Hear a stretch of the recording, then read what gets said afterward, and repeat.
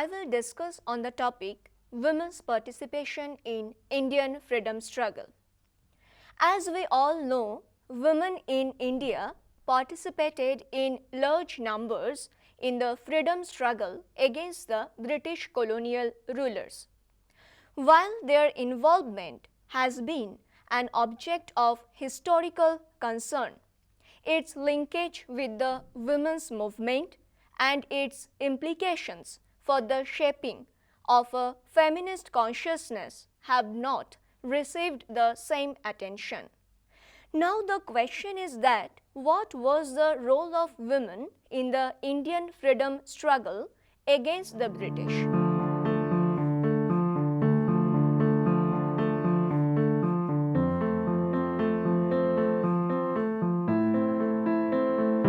Here, the objective of my talk is to briefly look at the role of women in the anti-colonial struggle and explore the concurrent process of the emergence of a consciousness among women about the realities of a patriarchal culture.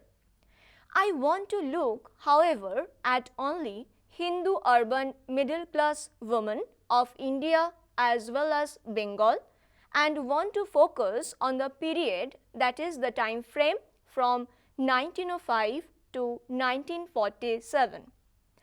The year 1905 witnessed the beginning of the swadeshi movement in Bengal, while the 1929 marked the end of one phase of the political crusade and a new phase opening with the Civil Disobedience movement in 1930. Here, I argue that the 20th century women's movement in India was inextricably bound with the freedom movement. This is not to say that the women's movement in India is unconnected with the growth of other movements like the workers or the peasant movements, but rather to state that the crucial juncture or the historical point from which these feminist consciousness began to be fashioned received with the freedom struggle.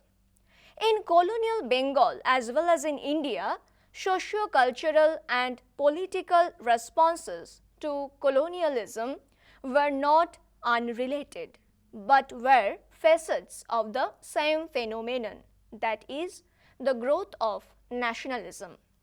Political awareness was intimately connected with the social awareness. We see that the women's entry into the public male world of politics undermined the socially constructed artificial dichotomization of the male sphere of the public and the female sphere of the domestic domains. Once women crossed the Lakshman Rekha, that is the forbidden boundary, their consciousness underwent a metamorphosis. While all middle class women were not equally transformed nor able to reconstitute new roles for themselves, a considerable number of them evinced a desire for equal socio-political rights along with men, questioned the culture of patriarchy, and strove to build up an organizational network of their own.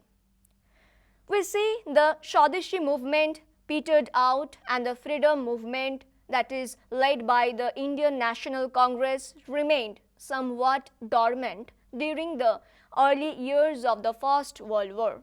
Home rule agitation in that time took place and we found the name Annie Besant.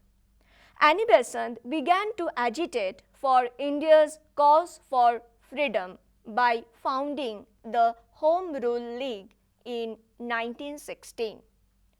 When the forces of change set in the latter half of the 19th century and penetrated the private world of Indian women, it was natural for women to respond these forces. They started organizing women's meetings to discuss their status and ways for betterment. Social reformers and educated men supported and at times even guided such efforts so that women could be better companions and mothers, and at the same time move with the changing times.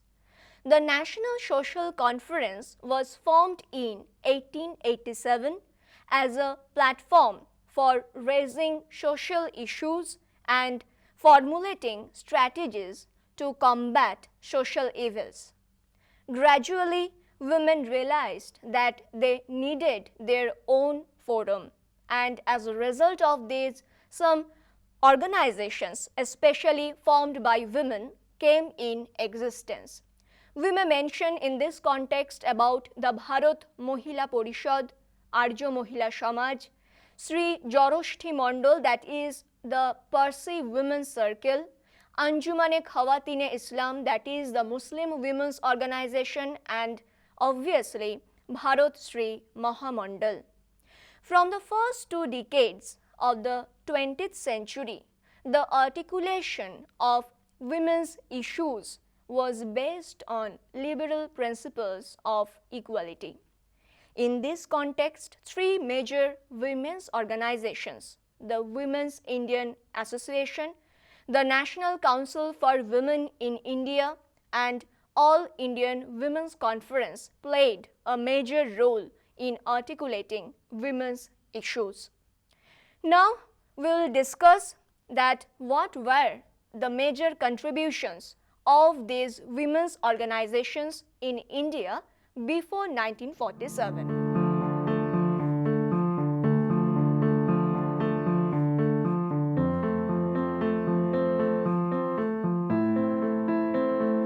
Now, we will discuss about the women's organization that were formed before 1947, especially we will focus on their contribution to Indian society and Indian politics. One of the major contribution of this women's organization in pre-independence times is to raise and articulate women's demand for rights and to continuously struggle to get them.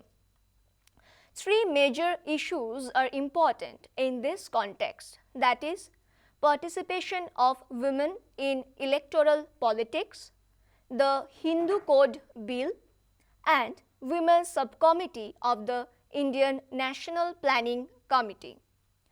The demand for franchise was made as early as the 2nd decade of the 20th century by the elite women. We were conscious of their political rights and were influenced by democratic values and ideas.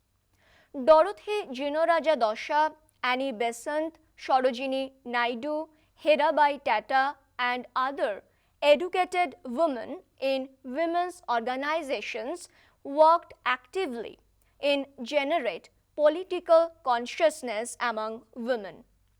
An all-India delegation of prominent women led by Sarojini Naidu in December 1917 met with Edwin Montagu, the Secretary for State of India, to demand the right to vote for women. We see the Government of India Act 1919, however, laid down the question of franchise could be settled down by the provinces.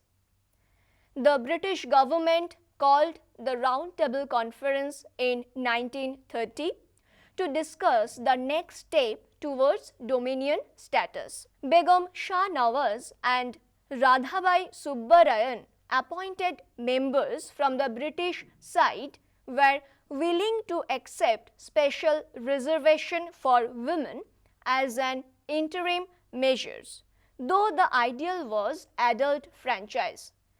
Muthulakshmi Reddy and Margaret Cousins from Women's Indian Association, Rani Rajware and Mrs. Hamid Ali from All India Women's Conference, and Tarabai Premchand from National Council for Women in India, together with Sarojini Naidu, issued a joint memorandum in favor of universal adult franchise. The Government of India Act 1935, however, extended franchise to 6 million women. Vijayalakshmi Pandit became the Minister of Local Self-Government and Public Health in the United Provinces. Anushabai Kale of Central Provinces occupied the position of Deputy Speaker, and Hansa Mehta became Parliamentary Secretary in Bombay. It is important to note that the major actors in the arena of politics in those days had different perspectives on women's issues. The British did not want to disturb the status quo on women's issues. Women's organization, however, continued their struggle for women's rights. The passage of Child Marriage Restraint Act of 1929, fixing the minimum age for marriage for girls at 14 and for boys at 18, and the Hindu Women's Right to Property Act of 1937 gave them some satisfaction. But they realized that the task of removing legal disabilities of women was a complex one. Now we came to the question of Hindu Code Bill. We find that the intensity of the struggle for freedom and the political atmosphere of that time and the approach of the British government edged out the much awaited and desired Hindu Code Bill, which aimed at bringing about a change in Hindu women's unequal status. The Indian National Congress set up the National Planning Committee in 1938. A subcommittee composed of women was asked to submit proposals regarding women's place in a planned economy. Chaired by Lakshmibai Rajware, the committee included Sarojini Naidu, Begum S. Hamid Ali, Amrit Kaur, Vijayalakshmi Pandit, Begum Shah Nawaz, and Sharula Devi. Mridula Sharavai was the secretary. Now, after this discussion about the women's organization in pre-independence time, we'll try to focus, and the question may be asked that how one may portray the participation of women in the Indian freedom struggle and how did Gandhiji visualize their participation in this nationalist movement.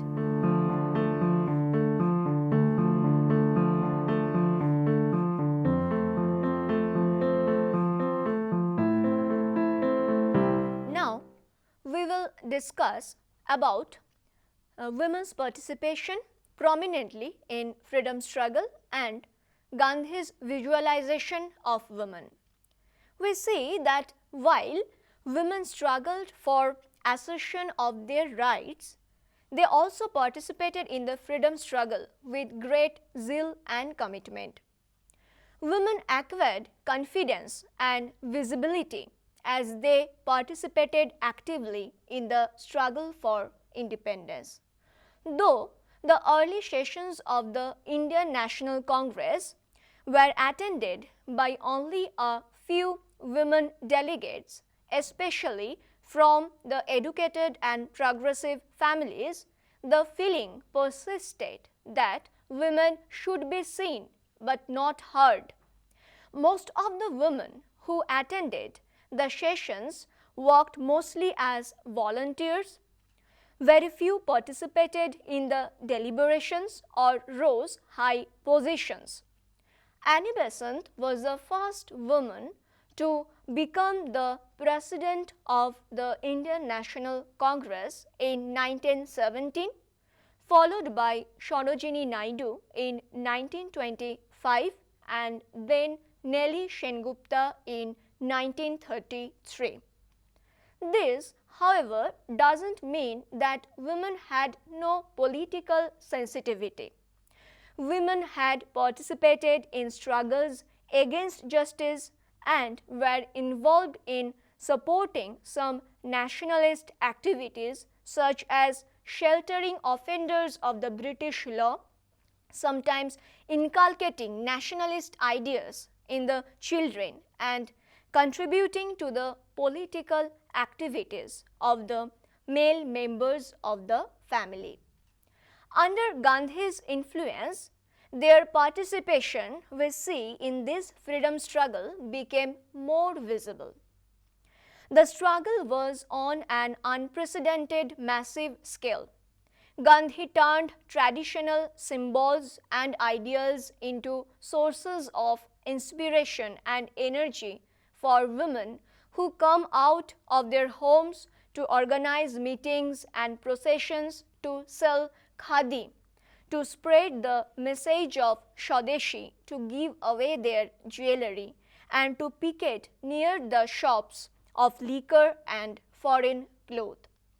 Many women emerged as leaders. From them we find Hansa Mehta, Mithuben Petit, Avantikabai Gokhale and Premabai Kantak from Western India, Sharup Rani Nehru, Parboti Devi, Lado Rani Jyotsi, and her three daughters Manmohani, Shama and Janaki. From northern India, S. Ambujamal, Rukmabai, Lakshmipati, Durgabai from southern India, Bashanti Devi, Urmila Devi, Sharola Devi from eastern India. Women were active in the princely states too. We came to now about civil disobedience movement, and we see that Gandhi's Dandi March on 12 March 1930 opened a new chapter in Indian history. But his decision not to incorporate women to freedom struggle disappointed women. Many women and Women's Indian Association protested against this measure on this ground that in a non-violent struggle, any discrimination on the ground of sex was unnatural and would work against the awakened consciousness of women.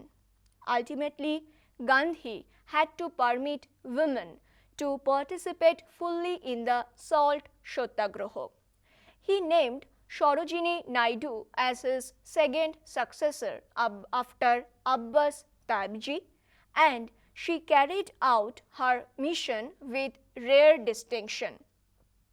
Women's participation in the civil disobedience movement of 1930 to 32 was more intense than in the early 20s.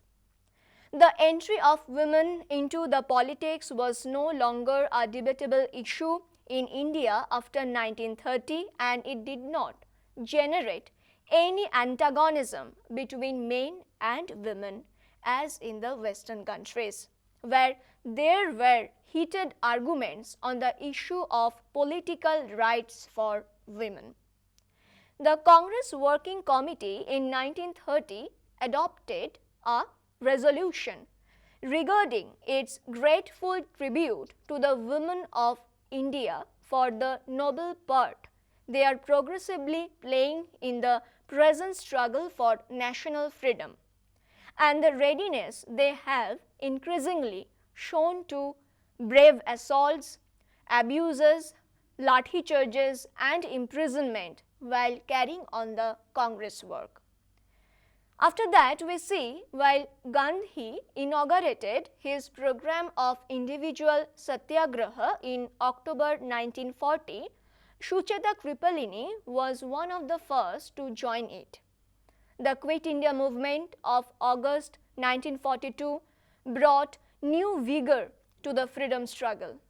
When all the important Congress leaders were arrested on 9th August at the public meeting at Gwalior Tank, Mumbai, A spirited young woman, her name was Oruna Asaf Ali, who unfurled the flag, went underground and earned the admiration of the people. On the other hand, Usha Mehta and her three colleagues made history by operating underground radio. The upheaval caused by the 1942 movement continued until independence. Women, young and old, were involved in this great struggle. They went to jail, sometimes with their babies, and contributed to the program of constructive work. Women's participation in this freedom struggle changed many perceptions. In a way, Indian women feminized nationalism, and in turn, the nationalist struggle helped them to liberate themselves from the age-old social taboos and traditional norms. To give an example, in our traditional Indian society, it is considered to be a bad omen for a woman to break their bangles or to put mark vermilion on their forehead while their husbands were alive. But still, we see many married women broke their glass bangles and burnt their imported clothes as their contribution to the freedom struggle. While the nationalist struggle provided women with an opportunity to enter the public sphere and bring about changes in their lives, it could not totally transform the reality. The chains of tradition and conventional thinking could not be broken totally. The basic issue of women's inequality and the traditional role of women were not challenged. Women's issues and movements were submerged with the tidal wave of the nationalist struggle. Under Gandhi's leadership, women found it possible to traverse between the private sphere of home and public sphere of nationalist struggle. While women from elite families got more visibility in the struggle and there is some record of their participation, it has to be noted that there were thousands of women unacknowledged and virtually unknown who sacrificed everything they had for the nation.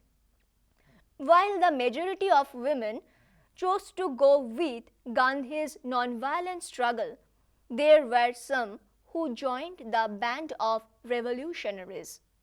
Their activities included raids on government offices, smuggling of weapons, carrying secret messages, sheltering absconding revolutionaries, manufacturing bombs, and killing government officers. Bhikaji Kama, who worked with Shyamji Krishna Verma and Savarkar's Abhinava Bharat Society, maintained close links with Indian revolutionaries outside from India. She represented India in the International Socialist Congress at Stuttgart in 1907, unfurling the Indian flag and carried on the activities for Swaraj. Kalpana Datta Joshi, Pritilata Vaddedar, Suniti Chaudhuri, Bina Das displayed rare courage in opposing British rule. Some brave women joined Subhash Chandra Bose's Indian National Army. A women's regiment, Rani of Jhansi Regiment, was formed under Captain Lakshmi Sehgal Swaminathan. Captain Lakshmi, a legend in her lifetime, and her colleagues form a glorious chapter in the history of India's freedom struggle. Women's participation in the freedom struggle heralded a new era of the nation as well as for women themselves. And as independence was imminent, women felt that they had a role as equal citizens in a free nation. Women members in the Constituent Assembly did not favor reservation for seats for women. Giving voice to the confidence acquired by the experience of the participation in the freedom struggle, Hansa Mehta said in the Constituent Assembly on 19th December 1946 that in spite of the low status of Indian women, we have never asked for privileges.